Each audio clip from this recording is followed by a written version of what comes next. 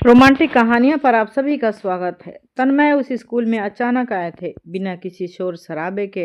जैसे कोई परछाई चुपचाप दीवार से निकलकर खड़ी हो जाए। उनके बारे में फाइल में बस इतना लिखा था कि वे हिंदी के शिक्षक हैं, लेकिन न उनका पिछला स्कूल दर्ज था, न कोई अस्थायी पता।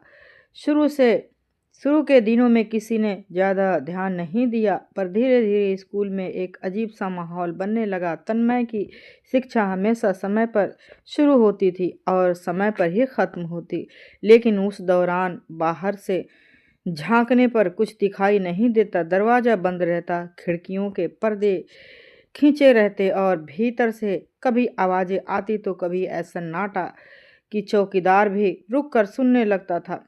बच्चे जब शिक्षा से बाहर निकलते तो तन्मय नहीं लगते थे कि उनकी आंखों में जैसे कुछ नया दिखने को चमक होती थी, लेकिन वो किसी भी सवाल पर चुप हो जाते।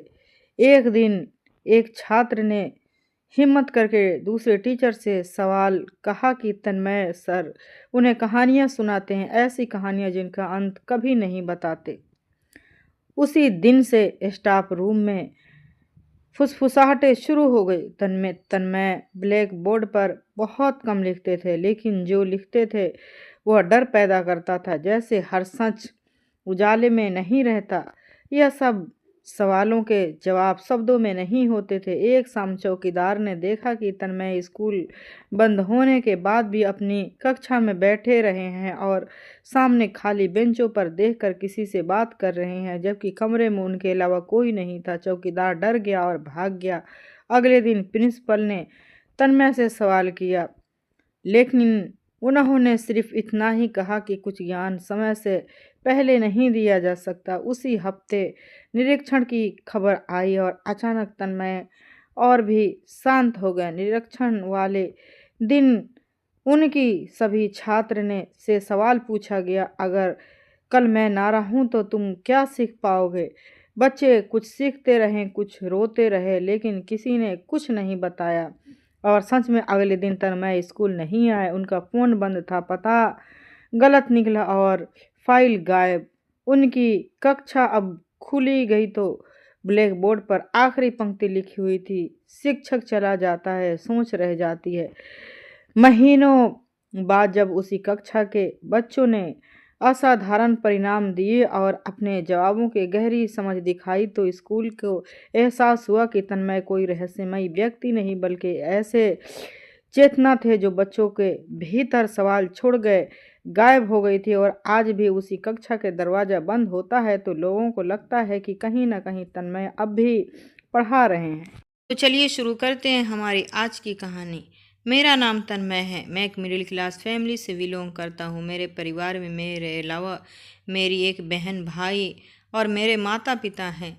मैं अपने परिवार में सबसे बड़ा बेटा था। मेरे पिता बहुत मेहनती इंसान थे। मेरे पिता हमेशा बीमार रहने लगे थे, इसीलिए अब उनसे काम ज़्यादा नहीं होता था, लेकिन वह एक बड़ी फैक्ट्री में मैनेजर की नौकरी किया करते थे। काम ज़्यादा होने की वजह से उनकी सैलरी भी बढ़ा दी गई थी। वो काफ़ी सालों से उस फैक्ट्री में काम किया करते थे। मैं सबसे बड़ा बेटा था, इसीलिए मेरे घर में मुझे सबसे ज़्यादा प्यार किया जाता था। मुझे अपने पिता का हाथ बटाना था, इसीलिए मुझे नौकरी की ज़रूरत थी। मैंने एमए पास किया हुआ था, इसीलिए आसानी से मुझे सरकारी स्कूल में टीचर की नौकरी मिल गई। मैं यह नौकरी करना तो नहीं चाहता था, लेकिन आखिर में कब तक अपने पिता के कमाई से अपना खर्चा पूरा करता रहा। अब मैं जवान हो गया था, इसीलिए मुझे नौकरी की तलाश थी। मुझे सरकारी स्कूल में नौकरी मिल गई थी। वहाँ पर मेरी सैलरी भी बहुत अच्छी थी। पिताजी का काम भी अच्छा चल रहा था और मुझे भी सैलरी अच्छी मिलने लगी थी। इसी वजह से हमारे घर में किसी चीज़ की कमी नहीं थी और हमारी ज़िंदगी अच्छे तरीके से और खुशहाल तरीके से गुजर रही थी। मेरे पिता मेरी नौकरी करने से बहुत खुश हुए थे। आखिर उनके कंधों से थोड़ा बोझ कम हो गया था। मुझे अपने छोटे भाई बहन को भी पढ़ाना था। मेरी ख्वाहिश थी कि मैं अपनी बहन की शादी धूमधाम से करूँगा, क्योंकि वह हमारी इकलौती बहन थी। मैं अपने माता पिता से बहुत प्यार किया करता था और हमेशा से ही मैं उनका कहना मानता था। पहले तो मैं स्कूल में पीरियड के हिसाब से पढ़ाता था, लेकिन अब मुझे 7th क्लास दे दिया गया था कि मुझे इसी क्लास को पढ़ाना है। अब मैं 7th क्लास के बच्चों को पढ़ाया करता था। स्कूल में न्यू एडमिशन हो रहे थे, बच्चों के लिए नया नया क्लास था और न्यू एडमिशन बच्चों के लिए हर चीज़ नहीं होता। मुझे स्कूल में नौकरी करते हुए 1 साल हो गया था। मुझे 7th क्लास की जिम्मेदारी दे दी गई थी। 7th क्लास में 35 बच्चे पढ़ा करते थे। हमारे स्कूल में लड़के लड़कियां दोनों ही पढ़ा करते थे। हमारा स्कूल इंटर तक था। मैं बच्चों को बहुत ही प्यार से पढ़ाया करता था। कभी भी मैंने बच्चों पर गुस्सा नहीं किया करता था। मैं हमेशा बच्चों को समझा कर ही पढ़ाया करता था, इसीलिए बच्चे मुझे अपना फेवरेट टीचर समझने लगे थे। एक दिन मैं अपने क्लास के बच्चों की कॉपियां चेक कर रहा था तो मेरे पास एक लड़की आई। उसकी उम्र 14 साल थी और वह 7th क्लास की स्टूडेंट थी। वो मेरे पास आकर खड़ी हो गई और कहने लगी, सर मेरी शादी आपसे होगी। मैं अपना ध्यान सामने रखी कॉपियां चेक कर रहा था और कॉपियां चेक करने में ज़्यादा ही बिजी था, इसीलिए अचानक उसकी बात सुनकर मैं चौंक गया था। मैंने उसकी तरफ देखा। क्या मुझसे लगा शायद मुझे सुनने में कुछ गलती हुई है। तभी मैंने उससे दोबारा पूछा तो वो कहने लगी, सर मेरी शादी आपसे ही होगी और आप ही मेरा दूल्हा बनोगे। उसने एक बार फिर से कहा तो मैं कुछ देर तक उसके तरफ देखता रह गया, जो बहुत रौबदार अंदाज में अपनी बात कह रही थी, जैसे उसकी बात सच हो जाएगी। और हैरत से मुझे उसके इस मजबूत अंदाज पर जो थी बहुत ही सच्चाई दिख रही थी। यही बात कह रही थी। मैंने उससे कहा कि तुम ये सब क्या कह रही हो। उसका नाम नायरा था और वह बहुत मासूम शक्ल की लड़की थी। उसने मुझे दोबारा कहा, सर आपकी शादी मुझसे ही होगी। मैं आपकी दुल्हन बनूंगी और आप मेरा दूल्हा बनोगे। वह एक बार फिर से बोली तो मैं खिलखिलाकर हंस पड़ा। मैं उसकी बात को मजाक समझते हुए इग्नोर कर दिया और मैंने उसे डांटा भी नहीं था, बल्कि उसकी बात को इग्नोर करके वापस उसे उसकी जगह पर भेज दिया था और फिर उसके बाद अपने काम में बिजी हो गया था। वो बच्ची थी यह समझकर मैंने उसे इग्नोर कर दिया था। उसके बाद जब भी मैं उसे देखता तो मेरे दिमाग में उसकी कही हुई बात घूमने लगती, लेकिन मैं बस मुस्कुराकर ही रह जाता था। वो बच्ची थी काफ़ी इंटेलिजेंट और बहुत खूबसूरत थी और क्लास में सबसे इंटेलिजेंट लड़की थी। यही वजह थी जो वह बाकी टीचर्स की तरह मेरी भी नज़र में भी थी। मेरे पढ़ाने का एक असूल है कि मैं सब बच्चों की एक ही नज़र में देखता हूँ और बाकी के साथ एक जैसा ही सलूक करता हूँ। किसी भी बच्चे की उसकी इंटेलिजेंस के बिना पर दूसरे बच्चों से कंप्लेंट नहीं करता, क्योंकि मैं खुद भी ऐसे टाइम से गुजर चुका हूँ और जानता हूँ कि जब टीचर्स फेवरेटिज्म करते हैं तो बहुत बुरा लगता है। तभी मैं हमेशा इस चीज़ पर ध्यान देने की कोशिश नहीं करता। मैंने उसे बच्चों की बात को इग्नोर कर दिया था कि वह बच्ची थी। उसकी ऐसे किसी बात को सीरियस लेने की ज़रूरत नहीं थी, लेकिन उसकी बचकानी बात को मैंने एंजॉय ज़रूर किया था। छुट्टी के टाइम पर स्कूल से निकल आया ताकि मैं जल्दी घर पहुंचकर आराम कर सकूं। कुछ देर बाद मैं घर पहुंच गया, फ्रेश होकर खाना खाया और फिर आराम से खाना खाकर अपने कमरे में जाकर लेट गया था। अभी इतनी ही देर में मैंने अपनी आंखें बंद की थी कि अचानक मेरे कमरे का दरवाज़ा खुला और कोई कमरे के अंदर आया। दरवाज़ा खोलने की आवाज़ पर मैंने अपनी आंखें खोल दी। देखा तो आने वाला कोई और नहीं, मेरी माँ थी। माँ को देखकर मैं सीधा होकर बैठ गया तो वह मेरे सामने आकर बैठ गई। मैंने माँ से पूछा कि क्या हुआ माँ, आप तो आराम कर रही थी। माँ मेरे सवाल पर मुस्कुराने लगी और कहने लगी, हाँ मगर तुमसे मुझे एक ज़रूरी बात करनी है, इसीलिए मैं तुम्हें कमरे में आई हूँ। माँ की यह बात सुनकर मैं अचंभे में पड़ गया था कि माँ को मुझसे ऐसी कौन सी ज़रूरी बात करनी है जो वह खुद अपना आराम छोड़कर मुझसे यह बात करने के लिए मेरे कमरे में आ गई थी। मैंने माँ से कहा, जी बताइए आप मुझसे कौन सी बातें करना चाहती हैं। मैं बड़ी हैरत में आ गया था। माँ फिर से मुस्कुराने लगी और नरमी से मेरा हाथ पकड़कर कहने लगी, हाँ मुझे तुमसे बहुत ज़रूरी बात करनी है और अभी इसीलिए तुमसे बात करना चाहती हूँ क्योंकि तुम्हारे पिता को तुम्हारा जवाब चाहिए था। अब की बार माँ ने बताया कि तो मैं भी ज़्यादा उलझ गया था और इसी उलझन में अपनी माँ को देख रहा था। माँ ने कहा कि दरअसल अब हम तुम्हारी शादी करना चाहते हैं, तुम्हारी शादी की उम्र हो गई है, इसीलिए मैंने तुम्हारे लिए एक लड़की देख रखी है। मैं तुम्हारी मर्जी पूछने आई हूँ ताकि हम लड़की वालों को जवाब दे सके। लड़की है, अच्छी है, पढ़ी लिखी है, खाते पीते लोग हैं जिनका किसी चीज़ की कोई कमी नहीं है। तुम्हारे पिता को वहाँ पर सब कुछ पसंद आ गया है और मुझे भी लड़की बहुत पसंद है, इसीलिए मैं तुम्हारी मर्जी जानना चाहती हूँ। मैंने माँ से कहा, माँ मैं अभी शादी नहीं करना चाहता हूँ, अभी मेरी नौकरी को 1 ही साल हुआ है, अभी मैं कमाई करना चाहता हूँ, उसके बाद ही मैं शादी करूँगा। माँ ने कहा, बेटा थोड़ा अपनी माँ पर भी ख्याल करो, तुम्हारी बहन छोटी है और पढ़ाई करने जाती है, घर के सारे काम का बोझ मेरे ऊपर ही है। मेरी अब बूढ़ी हड्डियों में इतना जान नहीं है कि घर का काम कर सकूं। सारा दिन तुम्हारी बहन स्कूल और ट्यूशन में बिजी रहती है और मैं घर में अकेली रहती हूँ।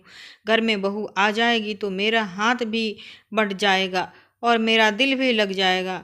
मैं अपने पोते पोतियों की शक्ल जीते जी देखना चाहती हूँ। मैं नहीं चाहती कि मैं अपने बेटे की शादी ना देख सकूँ और उससे पहले ही इस दुनिया से चली जाऊँ। मैंने माँ से कहा, आप ये कैसी बातें कर रही हैं? माँ की सारी बातें सुनने के बाद मैंने माँ की तरफ हैरानी से देखा और उस लड़की नायरा की बातें आ गई जिसने मुझसे कहा था कि मेरी शादी उसी से होगी और मैं उसका दूल्हा बनूंगा। और तब मैं उसकी बात पर हंस पड़ा था, जबकि सच में मेरी शादी की बातें होनी शुरू हो गई थी। माँ कहने लगी, कहाँ खो गए बेटा, मुझे जल्दी जवाब दो ताकि मैं लड़की वालों को जल्दी से जल्दी जवाब दे सकूं। मैं माँ के सवाल पर चौंक कर होश में आया था और कहने लगा कि नहीं नहीं, कुछ नहीं, मैं और कुछ ही सोच रहा था। जैसा आपको ठीक लगे आप वैसा ही कर लो। मैं अपने माता पिता से बहुत प्यार करता था और उनके फैसले पर बहुत खुश था। मैंने कह दिया कि आप मेरे लिए जो भी फैसला करोगे उसी में राजी हूँगा। मुझे पता था कि मेरे माता पिता मेरे लिए कभी भी गलत फैसला नहीं करेंगे, इसीलिए मैं अपने माता पिता के हर फैसले का सम्मान रखता था। मेरी माँ मेरा फैसला सुनकर बहुत खुश हुई थी और मुझे बहुत सारा आशीर्वाद देकर अपने कमरे में चली गई थी और मुझसे कहने लगी थी कि तुम आराम से सो जाओ, तुम्हें सुबह जल्दी उठकर स्कूल भी जाना होता है। मैं माँ की यह बातें सोचते हुए सोने की कोशिश करने लगा था। मैं अपने माता पिता का सबसे बड़ा बेटा था, इसीलिए सबसे ज़्यादा लाडला भी था। घर में सब मुझे बहुत प्यार करते थे। मेरे दोनों छोटे भाई बहन भी मेरी बहुत इज्जत किया करते थे। मैंने अपने दोनों भाई बहन को इसी स्कूल में एडमिशन करवा दिया था जिसमें मैं नौकरी किया करता था। स्टार्टिंग में मैंने अपने शौक़ के लिए टीचिंग करना शुरू कर दिया था। वैसे तो मैं अपने कोई और काम नहीं करना चाहता था, लेकिन अभी के लिए यही काफ़ी था। मैंने सोचा हुआ था कि कभी मुझे कोई और अच्छी नौकरी मिल जाएगी तो मैं टीचिंग छोड़कर उस काम में लग जाऊंगा, लेकिन फिर भी अभी हमारे घर में किसी तरह की कोई कमी नहीं थी। पिताजी और मेरी कमाई से घर अच्छी तरह से चल रहा था। स्कूल में जॉब करते हुए मुझे 1 साल हो गया था। मेरे पिता मेरी इस जॉब से बहुत खुश थे क्योंकि मेरी काबिलियत पर मुझे ये नौकरी मिली थी। मैं बहुत इंटेलिजेंट था, इसीलिए स्कूल वालों ने जल्द ही मेरी सैलरी बढ़ा दी थी। मैंने बच्चों को बहुत प्यार से पढ़ाया करता था, कभी मैं बच्चों के साथ गलत वर्ड यूज नहीं किया करता था। स्कूल के सारे लोग मेरी बहुत इज्जत किया करते थे और सारे स्टूडेंट भी मेरी बहुत इज्जत किया करते थे। मेरे पिता को खुशी इस बात की थी कि मैंने जल्द ही जिम्मेदारियों को समझना सीख लिया था। अब मेरी जिम्मेदारी थी कि मुझे 7th क्लास को पढ़ाना था। मुझे उन्हें पढ़ाना तो था ही और मैंने बिना किसी एतराज़ किए जिम्मेदारी ले ली थी। मुझे बस पढ़ाने से मतलब था, ना कि क्लास चेंज होने से। अब मैं 7th क्लास का परमानेंट टीचर हो गया था और 7th क्लास के बच्चों को पढ़ाया करता था। नायरा फिर से मेरे पास आई और मुझे शादी की बात पर बड़े मजबूत अंदाज़े में कहने लगी। मैंने फिर से उसी बात को हंसकर टाल दिया करता था। यही सोच रहा था कि वह बच्ची है, अक्सर बच्चे ऐसे ही बात किया करते हैं। मैंने अपने माता पिता को शादी के लिए हाँ कर दी और लड़की वालों तक मेरे जवाब पहुंच चुका था। माँ ने बताया कि कुछ दिनों बाद लड़की वाले मेरे घर मुझे देखने के लिए आने वाले थे, जिस पर मैंने इकरार करते हुए सर हिला दिया था। आज फिर मैं स्कूल में 7th क्लास के बच्चों को पढ़ा रहा था जब अचानक ही वही लड़की नायरा मेरे पास आई और कहने लगी, सर मेरी शादी आपसे होगी और आप ही मेरे दूल्हा बनोगे। मैं उसकी फिर से वही बात सुनकर कुछ हैरान हो गया था, मगर मैंने फिर से हंसकर उसकी बात को टालकर ख़त्म कर दिया था कि वो तो अभी बच्ची है, उसे शादी ब्याह का क्या मतलब। पर उस बच्ची का मैं क्या करता सिवाय उसकी बात पर हंसने के। मैंने आज फिर से उसकी बात टाल दी थी और मुझसे ये बात कहने के बाद वह फिर से जाकर अपनी जगह बैठ गई थी। मेरे दिमाग में यही बातें घूम रही थी। बाकी बच्चों में मैं बिजी होकर बातें ख़त्म हो गई थी, मगर आने वाले कुछ दिनों में अच्छे से अंदाज़ा हो गया था कि वो लड़की अपने बात पर कितनी पक्की थी, क्योंकि वह हर रोज़ मुझे जाकर एक ही बात कहा करती थी कि मेरी शादी आपसे होगी और आप ही मेरा दूल्हा बनोगे। शुरू शुरू में मैं उसकी बात को हंसकर मजाक में टाल दिया करता था, मगर आखिर कब तक मैं ऐसा करता, क्योंकि अब हद हो चुकी थी और मेरी बर्दाश्त से बाहर हो चली जा रही थी। लगता था कि किसी भी दिन मैं उस पर गुस्सा उतार दूंगा। मुझे समझ में नहीं आ रहा था कि वो मुझे रोज रोज एक ही बात क्यों कहती है, और वो भी बेवजह। मैंने एक दिन उसे डांट डपट कर उसको समझा दिया कि वह आइंदा इस तरह की बात ना करे, लेकिन उसकी फिर भी समझ नहीं आया था। फिर वह उसी हरकत को दोहराए जा रही थी। अब मैं उसकी बातों और भी ज़्यादा से तंग आ गया था। मुझे उसकी बात पर कोई हल नज़र नहीं आ रहा था कि कैसे इस बच्ची को इस बात से दूर रखूं। मैं अपने स्कूल में किसी और टीचर को भी यह बात नहीं बता सकता था, क्योंकि मैं जानता था मेरी बात सुनकर वह लोग यही कहेंगे कि वह बच्ची है, नादान है, तो उसकी बातों को इग्नोर कर दो, एक बच्ची समझकर। मगर मैं उसको बच्चा समझकर उसकी बातों को नज़रअंदाज नहीं कर पा रहा था और उसकी रोज रोज की बातों से मैं तंग आ चुका था। उस दिन भी मैं चेयर पर बैठा हुआ अपने क्लास के बच्चों की कॉपियाँ चेक कर रहा था जब वह मेरे पास आई और फिर मुझसे वही बात दोहराने लगी जो वह रोज़ कहा करती थी और आज मुझसे बर्दाश्त नहीं हुई और मुझे उस पर बहुत ज़्यादा गुस्सा आ रहा था। जबकि वह मासूम सा चेहरा भर कर मेरे सामने खड़ी हुई, मैंने पहले से उसको प्यार से समझाया, बेटा नायरा, बच्चे ऐसी बातें नहीं किया करते हैं, लेकिन फिर उसने वही बात कही जो वह कहा करती है। अब तो मैं और भी ज़्यादा तंग आ गया था। मैंने उसको डांटा और उससे कहा कि कल तुम अपने पापा को स्कूल में लेकर आना। मैंने गुस्से में उससे कहा तो वह कहने लगी कि सर मेरे पापा स्कूल में नहीं आ सकते। मैं उसके पापा को स्कूल में बुलाना चाहता था ताकि उसकी हर हरकत के बारे में बता सकूं और वह अपनी बेटी को समझाए कि बच्चे इस तरह की बातें नहीं किया करते हैं, बच्चों पर ये बातें अच्छे नहीं लगते। वो मेरी बात तो समझ ही नहीं पा रही थी, मगर अपने पापा की बात ज़रूर मान लेती। उसने बड़ा मासूम सा चेहरा बनाकर कहा था। मैंने उससे कहा क्यों नहीं आ सकते। मुझे उनका इनकार पर बहुत गुस्सा आ रहा था, लेकिन मैंने किसी तरह से अपने गुस्से पर कंट्रोल किया और बड़ी गर्मी और प्यार से उससे पूछा, तुम्हारे पापा स्कूल क्यों नहीं आ सकते। नायरा ने कहा कि सर मेरे पापा लाचार हैं, दोनों टांगों से चल नहीं सकते, आप ही हमारे घर पर जाकर उनसे मिल लेना। उस बच्ची ने बड़े इत्मीनान के साथ कहा था।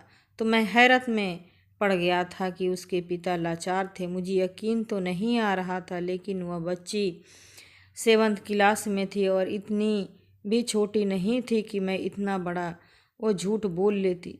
ज़रूर उसके पापा लाचार होंगे, तभी तो वह ऐसा कह रही थी। उसकी बात सुनकर मैंने सर हिला दिया, लेकिन क्योंकि मैं उसके घर जाकर उससे मिलने का फैसला कर चुका था और मैं जब स्कूल से छुट्टी होने के बाद उसके घर जाने वाला था, बाकी सारा टाइम मैंने नायरा के बातों को इग्नोर कर रखा और मैंने अपने काम में बिजी हो गया था।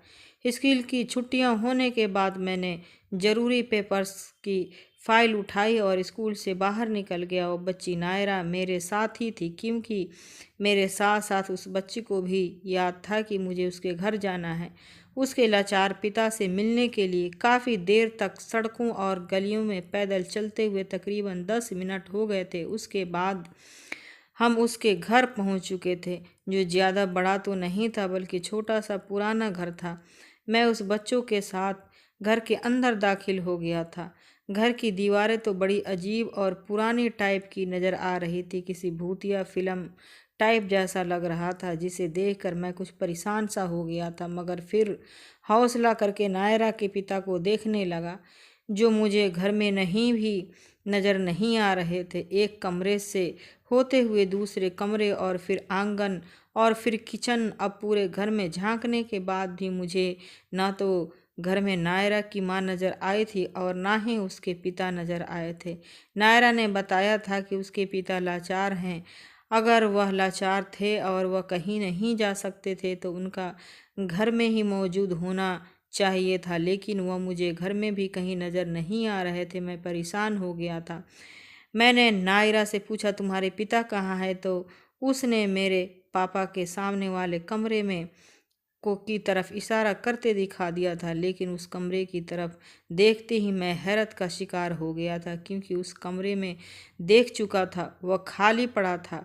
बड़ा सिंपल सा घर था, इतना सामान भी न था, ना ही घर में रहने वाला कोई मौजूद था। ना जाने नायरा मुझे किसके घर पर लेकर गई थी। नायरा के कहने पर मैं उस कमरे के अंदर चला गया था। मैंने सोचा कि एक बार और देखने में क्या हर्ज है। मैं जैसे ही मैंने कमरे के अंदर कदम रखा, मेरे पैरों तले से ज़मीन निकल गई, क्योंकि मेरे पीछे एक औरत के बोलने की आवाज़ आई थी। मैंने जैसे ही पीछे पलट कर देखा तो अचानक ही डर गया।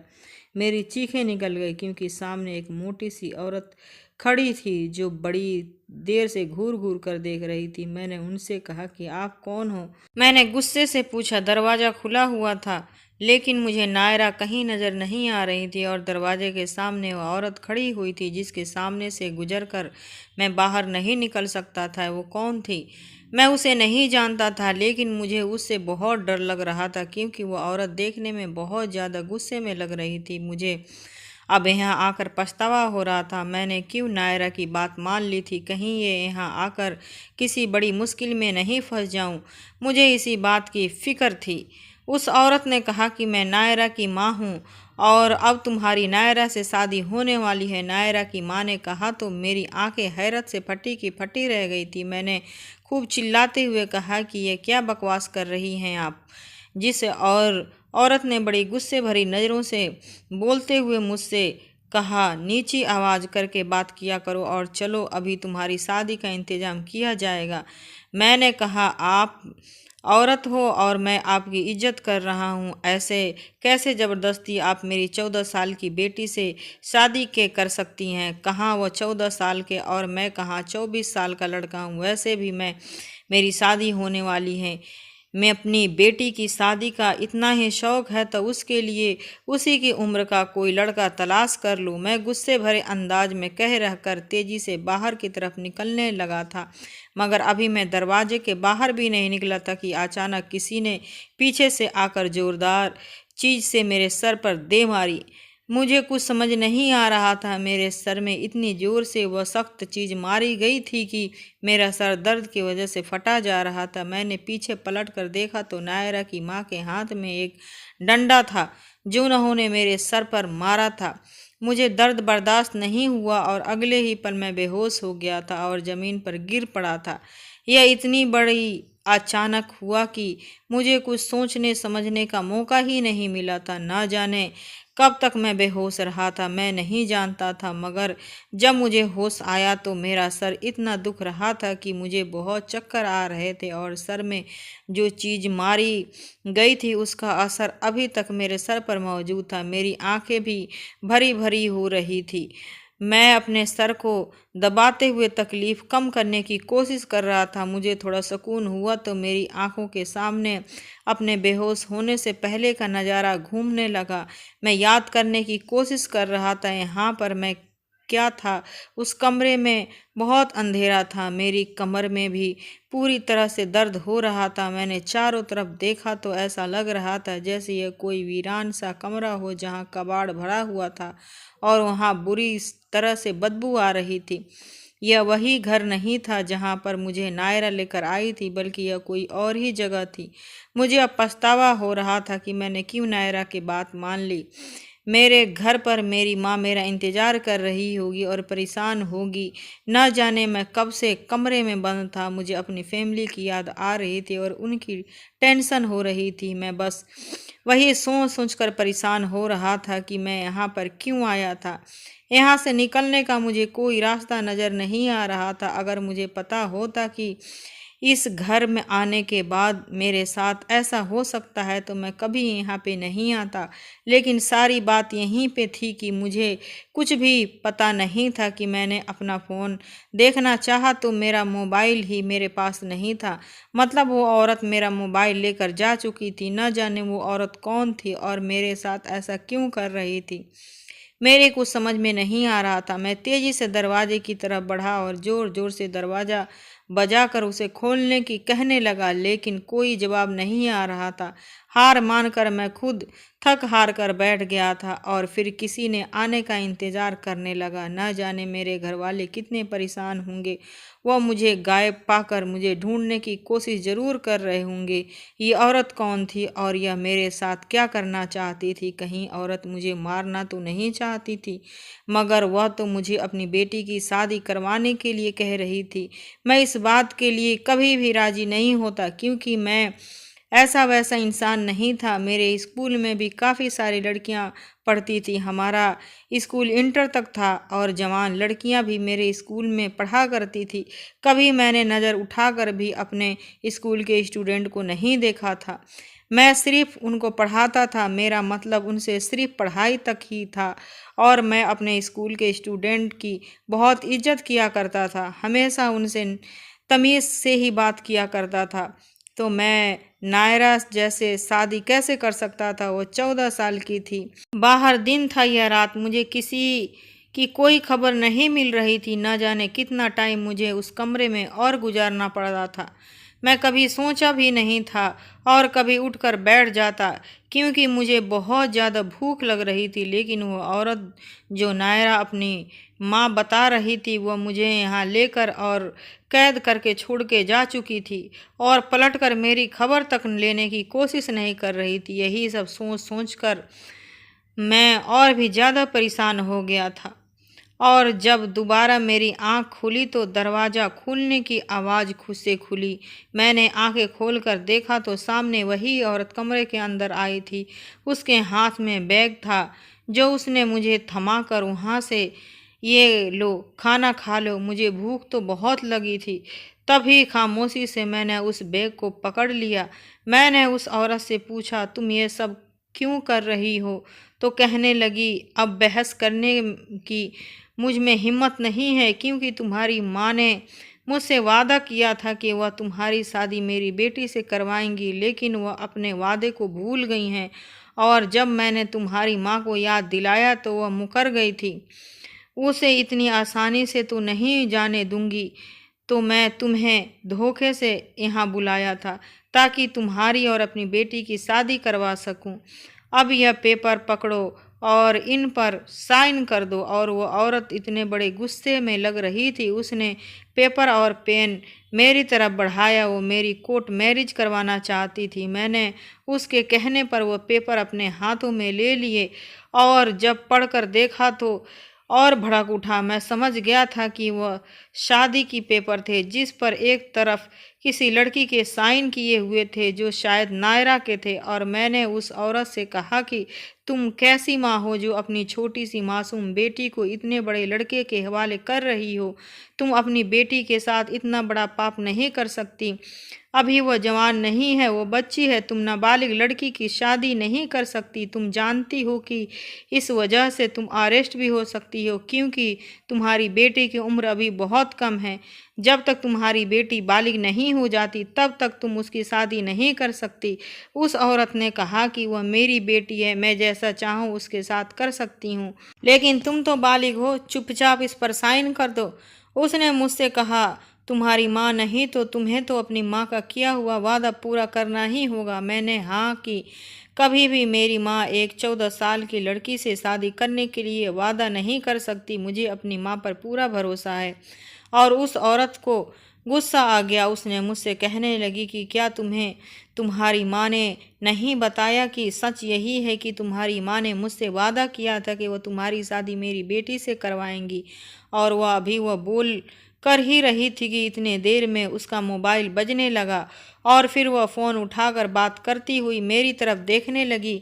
उसने मुझसे कहा कि मैं कल फिर आऊँगी और मुझे हर हाल में इन पेपर्स पर तुम्हारी साइन चाहिए, वरना अच्छा नहीं होगा। वो मुझे धमकाकर बाहर निकल गई थी। मैं बहुत परेशान हो गया था। आखिर ये औरत कैसी बातें कर रही थी। अब तो मैं भी सारी सच्चाई जानना चाहता था, इसीलिए मैंने वहां से भागने की कोशिश नहीं की। मैं जानना चाहता था कि आखिर नायरा की माँ उसकी शादी क्यों करना चाहती है। मैंने खाना खाया। वह रात भी मेरी बड़ी बेसुकूनी से गुजर गई थी। वो मुझे सिर्फ एक टाइम का खाना ही देकर चली गई थी, शायद इसीलिए कि मैं उसकी बात मानकर उसकी बेटी से शादी कर लूं और इन पेपर्स पर साइन कर दूं। मुझे अपने माँ पर पूरा यकीन था कि वह ऐसा कभी नहीं कर सकती थी। अगले दिन फिर कमरे का दरवाज़ा खुला और कमरे में वो औरत नहीं कोई आदमी आया था, मगर यह देखकर हैरान रह गया था कि वह आदमी व्हील चेयर पर बैठा हुआ था, मतलब कि वह कोई लाचार आदमी था। मुझे पहले ख्याल आया कि कहीं वह नायरा के पिता न हो। उसने मुझे अपने बारे में बिना पूछे ही बता दिया कि मैं ही नायरा का पिता हूँ और वह इंसान जिसने मुझे यहाँ पर रखा हुआ था वह नायरा की माँ है। वो आदमी लगभग 40 साल का था, जबकि उसकी पत्नी की उम्र 35 साल की होगी। मैंने उस आदमी से कुछ पूछने की कोशिश की, मगर उसने मुझे चुप रहने को कहा और फिर मेरे किसी भी सवाल का जवाब बिना दिए मुझे अपने पीछे आने का इशारा किया। मैं तेजी से उसके पीछे चल पड़ा। वह खुद ही व्हील चेयर पर चल रहा था और मैं पैदल उसके साथ साथ चल रहा था। उस घर के बाहर निकलकर वह कई गलियों से होता हुआ मुझे 20 मिनट बाद एक और घर में लेकर चला गया था। यह घर बेहद साफ सुथरा और 2 मंजिला मकान था। घर जितना खूबसूरत बाहर से था उतना ही कई गुना ज़्यादा अंदर से खूबसूरत था। वह मुझे एक कमरे में लेकर गया और उसने कमरे का दरवाज़ा को अंदर से बंद कर दिया। उस आदमी ने मुझे फ्रेश होने के लिए कहा। उसके कहने पर मैंने अपने हाथ मुंह धो लिए थे और उसके सामने बैठ गया। उसने बाहर आवाज़, निकिता बेटा खाना लेकर आ जाओ। बाहर से हाथ में खाने की ट्रे लेकर एक खूबसूरत सी जवान लड़की कमरे के अंदर आई थी। उस आदमी ने मुझसे कहा कि यह मेरी बेटी निकिता है, तुम खाना खाओ, तुम्हें इसके हाथ का खाना बहुत पसंद आएगा। मैंने खाना खाने से इनकार कर दिया और उनसे इस घर में लाने की वजह पूछी तो उस आदमी ने कहा कि मैं तुम्हारे सारे सवालों का जवाब दे दूंगा, तुम डरो नहीं और बेफिक्री से मेरे घर का खाना खा सकते हो। मैंने पहले प्लेट भरकर खाना खाया, लेकिन क्योंकि मैं काफ़ी टाइम से भूखा था, खाना तो बहुत टेस्टी बना हुआ था। वो लड़की खाना खाने के बाद मेरे आगे से खाने के ट्रे उठाकर बाहर चली गई। उस आदमी ने बोलना शुरू किया। उसने कहा कि मेरी बेटी और मेरी पत्नी की वजह से तुम्हें बहुत परेशानी का सामना करना पड़ा है, उसके लिए मैं तुमसे माफ़ी मांगना चाहता हूँ। हो सके तो मेरी पत्नी और बेटी को माफ़ कर देना। उस आदमी ने मेरे सामने हाथ जोड़ दिए थे। मैंने उनके हाथ पकड़कर इनकार करते हुए सर हिलाया। मैंने उनके हाथ खोल दिए और पूछा कि क्या आपकी पत्नी जो कुछ मेरे और नायरा की शादी के बारे में कह रही थी, क्या ये सच है? मेरे सवाल पर उन्होंने कहा हाँ। मैं सर हिलाया, जिस पर मेरा रंग उड़ गया था, लेकिन वह पूरा सच नहीं था। उस आदमी ने कहा था, मैं तो उलझ कर ही देख कर रह गया था। पूरा सच नहीं था तो पूरा सच क्या था?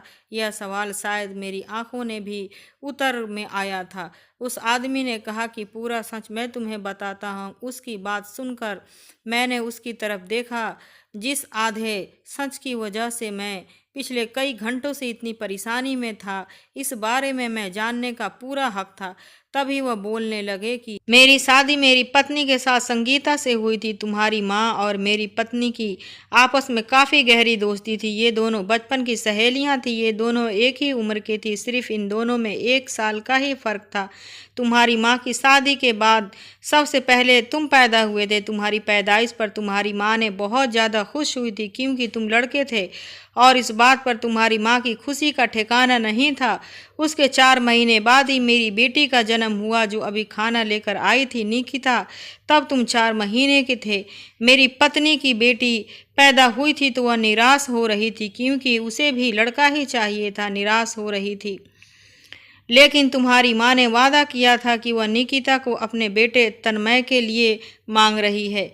इसी तरह से मेरी पत्नी इस बात से बहुत खुश हो गई थी, क्योंकि उन दोनों की दोस्ती रिश्तेदारी में बदलने वाली थी। इसी तरह से तुम्हारी माँ ने जो वादा किया था वह तुम्हारी शादी मेरी बेटी से करेगी। तुम्हारी माँ शायद ये वादा करके भूल गई, लेकिन मेरी पत्नी को यह बात अभी तक याद है। वह अभी तक उस वादे को नहीं भूली है, और तुम्हारे बारे में निकिता भी अच्छी तरह से जानती है, क्योंकि जैसे जैसे निकिता बड़ी होती चली गई थी, उसकी माँ उसको यह बताती रहती थी कि मैंने तेरा रिश्ता पक्का कर दिया है और तेरे होने वाले पति का नाम तन्मय है, इसीलिए कभी भी किसी और लड़के के बारे में मत सोचना। मैं तेरी शादी अपनी सहेली के बेटे से करना चाहती हूँ। मैं चाहती हूँ कि हम दोनों की दोस्ती रिश्तेदारी में बदल जाए। मेरी बेटी ने तो कभी किसी लड़के का ख्याल भी अपने दिल में नहीं लाया था, क्योंकि उसको बचपन से ही यह बात बताई गई थी कि उसका रिश्ता बचपन में ही तय हो गया था। इसीलिए उसने हमेशा अपने दिल में तन्मय के नाम के लड़के का ही बसाया हुआ है। मैं एक बैंक में नौकरी किया करता था। मैंने अपनी बेटी को पढ़ाया लिखाया, और उसके कई साल बाद मेरी छोटी बेटी पैदा हुई, जो नायरा थी। वक्त गुजरता रहा, लेकिन तुम्हारी माँ ने हमसे बात करने की कोशिश नहीं की। तुम्हारी फैमिली से हमारी फैमिली का मिलना जुलना भी कम हो गया था। निकिता को तुम्हारे बारे में पता था कि हमने उसका रिश्ता तुमसे लगाया हुआ है। हमारी बेटी इस रिश्ते पर बहुत खुश थी, मगर जब वो 18 साल की हुई तो मेरा एक्सीडेंट हो गया था, और इस एक्सीडेंट में मेरी टांगें चली गई थी। मेरा एक्सीडेंट तुम्हारे पिता की गाड़ी से हुआ था। वो चाहता था तो मुझे हॉस्पिटल भी लेकर जा सकता था और मेरी मदद कर सकता था। शायद आज मैं इस तरह से लाचार नहीं होता, लेकिन तुम्हारा पिता मौके पर ही मुझे छोड़कर भाग गया था। इस बात का पता जब मेरी पत्नी को चला तो वह उसने इस हालत के जिम्मेदार अपनी सहेली के पति को समझा। तब उसके दिल में बदले की आग जाग उठी थी। पत्नी की मोहब्बत और दोस्त की मोहब्बत पर अब दाग लग चुकी है। मेरी पत्नी ने कहा कि अब वह तुम्हारी शादी निकिता से ही करा कर रहेगी, ताकि शादी हो जाने के बाद वह निकिता को उस घर की बहू बनने के बाद उसे तुम्हारी माँ को परेशान करने के लिए कहे, और जैसे जैसे लड़ झगड़ कर तुम्हारे पिता से सारी जायदाद निकिता के नाम करवा ले। मेरी पत्नी ने यह सब कुछ सिर्फ बदले लेने के लिए ही किया। मेरी बेटी, जिसकी कोई गलती नहीं थी, वह यह सब करने के लिए तैयार नहीं थी। मेरी बड़ी बेटी निकिता बहुत सीधी और समझदार है। वह अपनी माँ की तरह बिल्कुल भी लालची नहीं है। अपनी पत्नी को समझाने की मैंने बहुत कोशिश कर रहा था, लेकिन उसने मेरी एक नहीं सुनी। मेरी बेटी ने अपनी माँ से साफ कह दिया था कि वह शादी हो जाने के बाद अपने ससुराल में जाकर ऐसी कोई हरकतें नहीं करेगी जिसकी वजह से तन्मय या उसके परिवार की कोई भी परेशान हो, क्योंकि मेरी बेटी तुमसे बचपन से ही मोहब्बत करती है और तुमसे शादी करना चाहती है। मेरी बेटी कभी भी बदले के लिए तुम्हें इस्तेमाल नहीं करेगी। बदला सिर्फ उसकी माँ लेना चाहती है। मेरी बेटी नहीं, इस बदले की आग में कोई और तो नहीं बल्कि मेरी बेटी जल रही है, क्योंकि वह तुमसे शादी करना चाहती है और तुमसे प्यार करती है। लेकिन जब इस काम के लिए निकिता ने इनकार कर दिया तो निकिता की माँ ने नायरा को अपना दूसरा हथियार बना लिया। उसने सोचा कि एक बेटी नहीं तो दूसरी बेटी के शादी करके मैं इन लोगों की ज़िंदगी बर्बाद कर सकती हूँ। उसने मेरी छोटी बेटी का एडमिशन जानबूझकर तुम्हारे स्कूल में करवा दिया, और वह रोज़ सिखाती थी कि तुम्हें टीचर से जाकर ऐसा कहना है। मेरी बेटी नायरा सिर्फ अपनी माँ के कहने पर ही तुमसे ये सब कह रही थी। उसकी बनी बनाई प्लानिंग थी, तुम उसकी बातों में आ जाओ और फंस जाओ। वह चाहती यही थी। वह तुम्हें किसी तरह से यहाँ से बुला ले और बाद में आने के बाद ज़बरदस्ती तुम्हारी शादी नायरा से करवा दे, क्योंकि निकिता इस हाल में तुमसे शादी करने के लिए तैयार नहीं थी। वह अपने ससुराल वालों से बदला नहीं लेना चाहती थी, इसीलिए मेरी पत्नी ने अपनी छोटी बेटी की मोहरा बना लिया और वह अपनी छोटी बेटी की शादी तुमसे करवाने के लिए तैयार हो गई। मेरी पत्नी पागल हो गई है और पागलों वाली हरकतें कर रही है। मैं उसे समझा समझा कर परेशान हो गया हूँ। अब मैंने तुम्हारे सामने सच्चाई खोल दी है और ये हमारा असली घर है। जिस घर में तुम्हें बंद किया गया था वह हमारा पुराना मकान है जो हमेशा बंद रहता है। मेरी पत्नी सर पर बदले का भूत सवार है जो हर हाल में वह तुम्हारे माता पिता से बदला लेना चाहती है। उस आदमी की सारी बात सुनकर मैं दंग रह गया था। ये कहानी बदले की कहानी है जिसकी वजह से मैं कैद करके रखा गया था। उस आदमी ने मुझसे कहा कि तुम अब आज़ाद हो। उस आदमी के कहने पर मैं वापस तेजी से अपने घर की तरफ बढ़ गया था। मेरे घरवाले मेरी गुमशुदगी पर बेहाल हो चुके थे और मुझे सही सलामत देखकर मुझे गले लगा लिया था। उनके पूछने पर मैंने उनको सारी बात बताई तो वो सब भी मेरी तरह चौंक कर रह गए थे कि उन्हें उस औरत से ऐसी उम्मीद नहीं थी जो मेरी माँ की बचपन की सहेली थी। पिताजी ने जो भी शर्मिंदगी से अपने नज़रें झुका ली थी, पिताजी डर गए थे और इसी वजह से वह उस आदमी को हॉस्पिटल नहीं लेकर जा सके थे। पिताजी ने कहा था कि वह निकिता के पिता से माफ़ी मांगने के लिए तैयार हैं और जाकर उसके आगे हाथ जोड़कर उन्होंने माफ़ी मांगना चाहते हैं।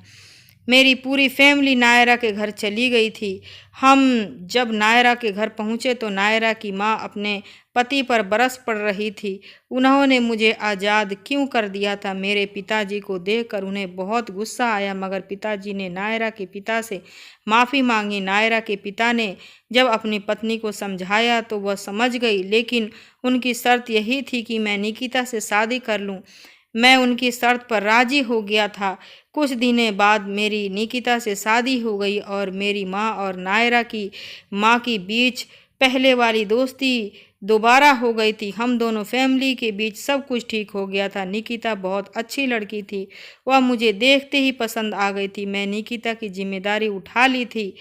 जब मैं अपनी पत्नी निकिता के साथ बहुत खुश हूँ। मेरी हमेशा निकिता को अपनी बहू नहीं बल्कि बेटी मानती है। मुझे अपने माता पिता के फैसले पर कोई एतराज़ नहीं था और इसी तरह से सब कुछ ठीक हो गया। अब हम लोग सब मिलकर खुश रहते हैं और सुकून से अपनी ज़िंदगी गुजार रहे हैं, जिसमें ना तो कोई गम है और ना ही कोई परेशानी, सब खुशी खुशी। नायरा को भी अब सब लोग बहुत पुरानी बातें याद कर कर के चिढ़ाते हैं। वो बेचारी बहुत शर्माती है क्योंकि उसने सिर्फ ऐसा ही अपने माँ के कहने पर किया था। मैं कभी भी स्कूल की जो अभी कर रहा हूँ, मेरी शादी के बाद मेरी माँ और निकिता माँ के बीच उनकी बचपन की दोस्ती और भी ज़्यादा गहरी हो गई है। अब तो नायरा की काफ़ी बड़ी हो गई है। अक्सर बचपन की बातें याद आती है तो खूब हंस हंस कर तंग करती है। ज़िंदगी में भी कभी भी बदले लेने के लिए हमें इतना हद तक गिरना नहीं चाहिए कि सामने वाले को हमें इतना ज़्यादा परेशान कर दिया किसी और ने होता तो और भुगतना पड़ता। याद रखें कि कोई भी ऐसा फैसला न करें जिससे आपके बच्चे की जिंदगी पर बुरा असर पड़े। नायरा की मां ने उसे हमेशा गलत अपना बदला किसी और से लेने के लिए इसी हद तक न गिर जाए कि बच्चा अपने बचपन ही बिगाड़ ले। बच्चों को हमेशा बच्चे की तरह ही माना जाना चाहिए, उन्हें बड़ा बनने की कोशिश न करनी चाहिए। दोस्तों, वीडियो कैसा लगा कमेंट करके ज़रूर बताना। अगर वीडियो अच्छा लगा तो मेरे वीडियो को लाइक और मेरे चैनल को सब्सक्राइब ज़रूर कर देना। फिर मिलती हूँ आपसे दूसरे वीडियो में। जब तक के लिए बाय बाय, टेक केयर, खुश रहें और अपना ख्याल रखें।